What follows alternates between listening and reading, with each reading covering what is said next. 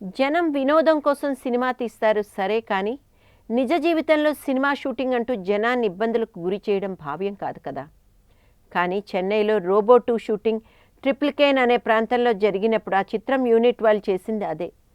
ముఖ్యమైన రహదారిని పూర్తిగా మూసివేసి షూటింగ్ జరుగుతోందని వెనక్కి వెళ్ళిపోమని జనాన్ని గదమాయించడం మొదలుపెట్టారు. విషయం తెలుసుకుని 2 మీడియా ప్రతినిధులు అక్కడికి వెళ్ళి మీకు పర్మిషన్ ఎవరిచ్చారని అడిగితే ఆ యూనిట్ వాళ్ళు తిరగబడి దుర్భాషలాడుతూ వాళ్ళని కొట్టారు. వెంటనే వాళ్ళు పోలీస్ స్టేషన్కి వెళ్ళి ఫిర్యాదు చేశారు. అక్కడికి వెళ్ళాకే తెలిసింది షూటింగ్కి ఇచ్చిన పర్మిషన్ అంతకు ముందు రోజు రాత్రికేనని. అంటే వాళ్ళు మర్నాడు అనుమతి లేకుండా షూటింగ్ జరిపారన్నమాట. దాంతో సమస్య తీవ్రంగా మారే పరిస్థితి ఏర్పడిందని గ్రహించాడు దర్శకుడు శంకర్. వెంటనే ప్రెస్ క్లబ్కు వెళ్ళి అక్కడ పెద్దలతో మాట్లాడి ఆ 2 మీడియా ప్రతినిధులను పిలిపించి అందరి ముందు తప్పైపోయిందని క్షమాపణ చెప్పాడు.